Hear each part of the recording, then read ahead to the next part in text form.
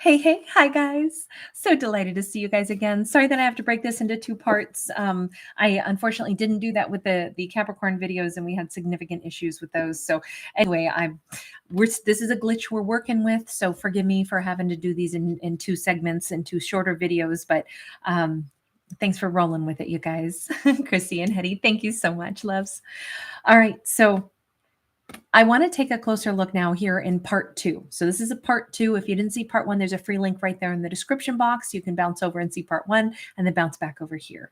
But I want to just jump right on into a little bit more of her side of things, okay? Because in part one, we were really kind of like getting a view of what happened from his perspective about a fight that they'd had that effectively shut down all communication. And I do want to go back over to our feminine now, the divine feminine. Bear in mind, so keeping in mind they could both be masculines, they could both be feminines, doesn't matter. It's just we're talking energy flow. So she came out as a Queen of Cups, as a Queen of Swords, and as an Empress. And she believed that there was somebody else. She did believe that. And let me just ask, did you ever ask him directly? Because it kind of seemed like she hadn't. Eight of Swords in the reverse, she said, no, I bounced, I walked. Here's the thing. I shouldn't have to ask somebody if they have another lover. If they're making me wonder, if I'm getting stuck in my head, the first thing I do is I say, no way, can't do that. I shouldn't feel like this if this is a romance. So I think it's like if I have any reason not to trust you and it's causing me grief, I deal with my own wounds and I walk away. Okay, fair. But now let's put a little bit of like put our feminine in the hot seat just a little bit. Communication is important because otherwise we run the risk of assuming things that aren't true, never learning if maybe we have triggers that are resurfacing and it's our issue instead of somebody else's. Like the gift of communication or the curse of communication is that we can use it to our advantage, and then when we fail to use it for any advantage, we can miss out on like really critical bits of data, and then we can go down the wrong path. Imagine how important it is if, okay, didn't NASA send up a rover and all those brilliant people contributed to building it and launching it? And as it arrived to its destination, the thing they had failed to do was communicate about like, hey, did you change, the measuring system, like I think it was still left in like metric or something. And so they crashed it instead of landing it. So all that money, all that time, all those brilliant people, and because of one failure of really important communication, they crashed the rover. That is something that, that's an example of when we don't communicate, we can spend a lot of money. we can waste stuff. And same thing, I get it. She's saying, I don't feel like getting stuck having to ask somebody questions about, hey, are you cheating on me? It seems like you must have somebody else because I feel like you're not opening up to me. I feel like you're holding back from me. She's like, no, I don't get myself stuck. I get myself gone. I move away from situations that make me feel like that. I won't ever get myself stuck and in that loop of not knowing if I can trust somebody. In fact, maybe she's saying, and that's why I had to go and heal myself. I did feel something that I had to go and heal. Thank you so much, Mount Big Boy. Thank you, Angel. That is so generous. Mount Big Boy 13 just gifted 5 memberships. Summer Rain, Empress Energy, Morgan G, Andrea Vargas, and Mariah Suspedes. You guys are all now members, courtesy Mount Big Boy or MT Big Boy. Forgive me. I'm thinking of mountains because I'm a mountain person. I'm raised in mountains, so that's what my brain goes to. But thank you so much, Angel. That is so generous. Thank you, babe. And everybody whose name I just mentioned, now that you guys are all members, just know you can check out the members' videos. There's a playlist called Members, and every Monday I add another members video to it. And you'll definitely want to check out, especially our most recent Monday video, because I always kind of explain how the members corner goes, and I don't want you guys to miss out on some of the perks and other things that we do over there. Okay, so welcome everybody. So we have a 10 of Cups in the reverse. What she's saying is, no, look, it didn't make me happy. It caused me grief. Why would I stick around? Why would I get stuck on something that's already causing me grief? I need to heal from the grief I already felt in this. Okay, but again, I was still trying to ask, but did you communicate? And let's be honest, she's a little bit defensive. Like, why should I have to communicate? And well, I completely get it. She's acknowledging, no, it hurt my feelings. Okay. Why do I have to be the one to then chase somebody around for communication? Do you think that he knew that your feelings were hurt? The moon. This is her admitting, I might have hit it pretty good. Okay. And this fits with what we saw back in part 1. We saw him say, she started to withdraw from me, and then he started to cry. It really hurt him that she was withdrawing, which again, I'm going to call a little bit of BS, because what we saw in part 1 also was that he was the one who was never giving equal. He was only doing the Four of Pentacles thing. He wasn't giving. He was kind of almost a little bit hostile with the Seven of Wands that we saw in part 1, and the, you know, kind of like gladiator type energy that we saw. So I think it's, look, I know I'm calling out both these characters in this story. That's only because those are the cards we've got. So I'm not trying to be critical. Actually, I hope that these two, if they could still be really great together, I hope they can make it. On the other hand, was this a relationship that's better off not with two people together? Or was this like one person did something that was a little bit hurtful, and then the other one, you know, in feeling that hurt, they in turn were like, well, I'm definitely not going to tell you that you hurt me. Why should I? No, that's adding salt to the wound. You insult me, you hold back, you probably are cheating, and now I gotta, you know, what, humble myself or humiliate myself to have to ask you that? Screw that. I'm gonna hold my head up. I'm not telling you that you've insulted me. I'm not telling you how bad I'm hurt. I'm not telling you that this is such a devastating loss, because I thought we were going to have it all. But now I think you probably are cheating on me. So no, I'm not going to humiliate myself by telling you what my suspicions are. You shouldn't leave me with suspicion. So I'm just gone. Like, that's her perspective. Again, completely understandable. But did it help the situation? No. In fact, what we see is two castles on two sides of a chasm. We have one castle here and have one castle here. And what's between them is all this unknown. Knight of Wands. She, I think, also decided, you know what, since he's out chasing people around, when he wants something, he goes and gets it. So probably if he had wanted me, even if I didn't say anything, and if I started to withdraw, he would have come toward me. So I think she used the silence and the withdrawal as like, now we'll see what he does, because he's going to, you know, ask me, why am I withdrawing? He's going to come chasing after me if he really wants me that bad. Did he? Because I'm thinking that maybe he didn't, because he was over here crying. Fool and Queen of Swords. Nope. He went off in a different direction, and she rode off into the sunset. We've seen her as a Queen of Swords already, right here back in part 1.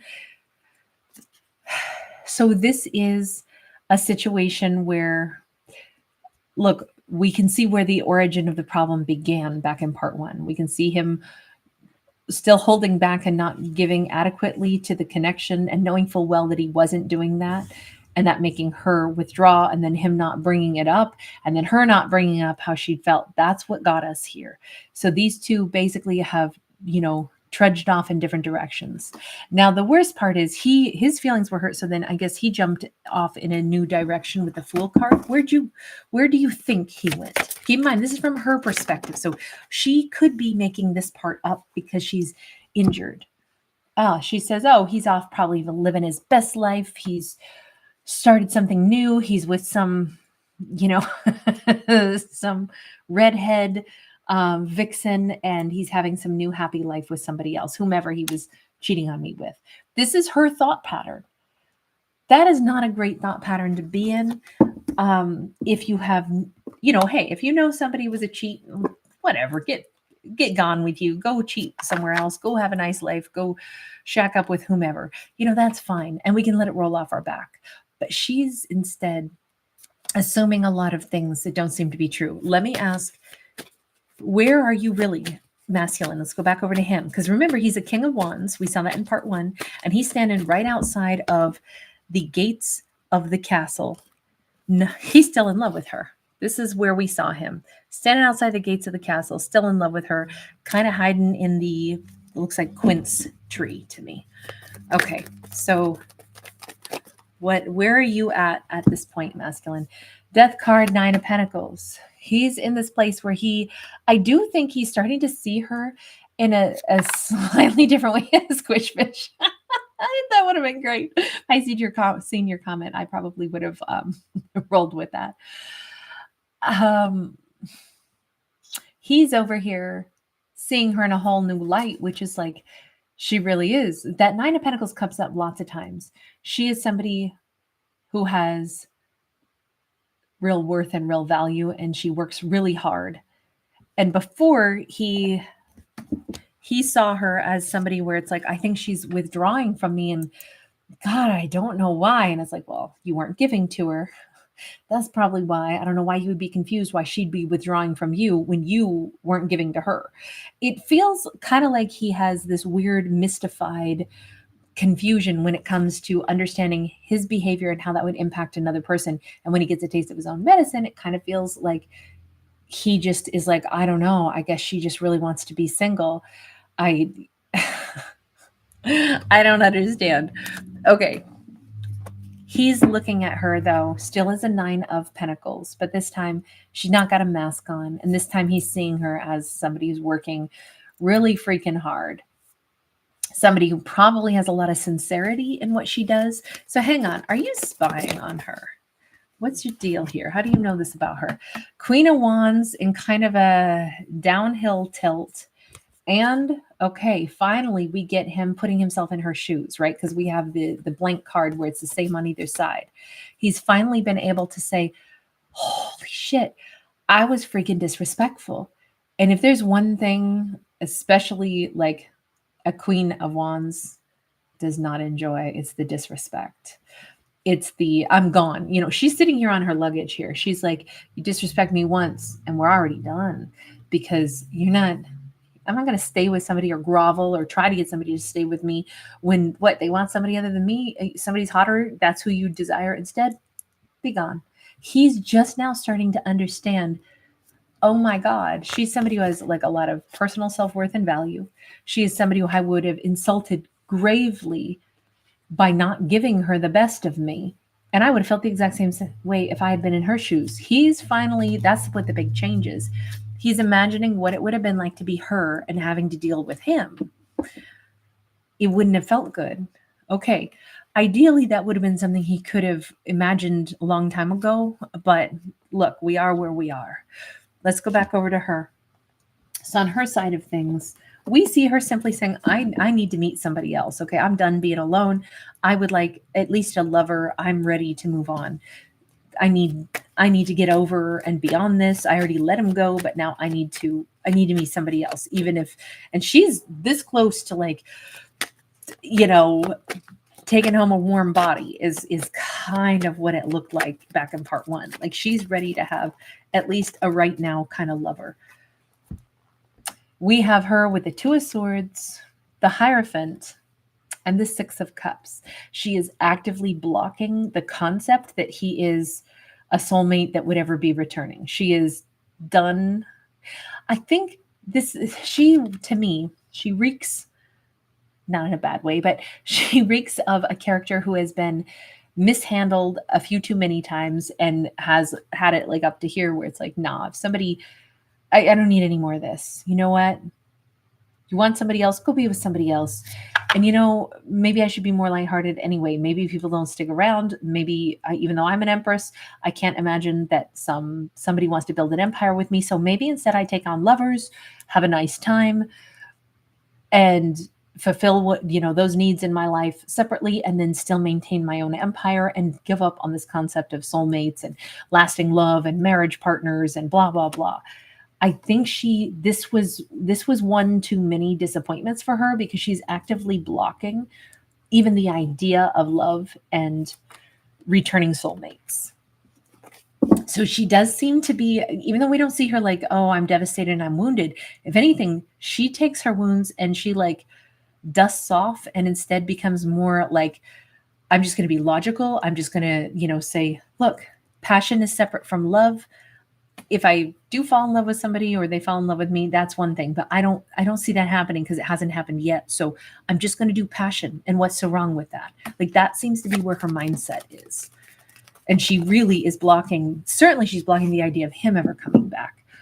Page of Pentacles. She's doing her life a whole new style now. I'm an empress, I have an empire. I also am a human being with needs. I can have passion with somebody who's hot. That's where she's going to start operating. And she's like kind of like getting into this mindset like, yeah, that'll be all right. I could do that. That could be all right. 3 of Cups, she may be starting to date. She could have a hard time finding somebody that she thinks is, you know, like enough of a draw.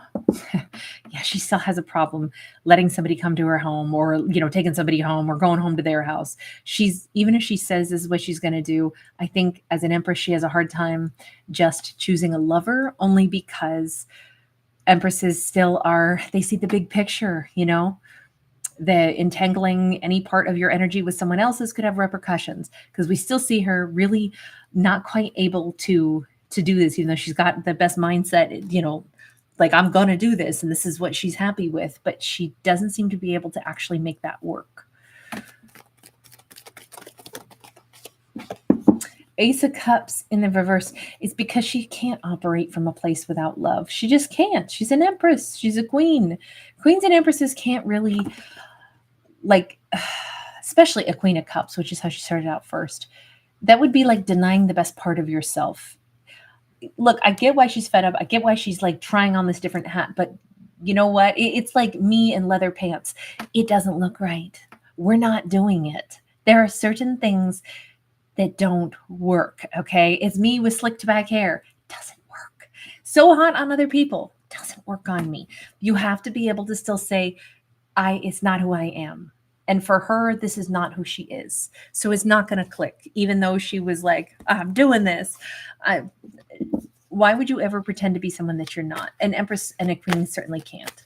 So does that buy him a little bit of time to be able to gravitate into her world if he's ever going to do that or not? Tower in the reverse, 9 of Cups in the reverse. We don't see action here. We just don't. We don't see the action. We see him unhappy and we see him not changing anything. We see him hanging back with the Hanged Man. Do we want to take this to a part 3, you guys? If you want a part 3, we'll keep going, but I'll have to do it in one more video.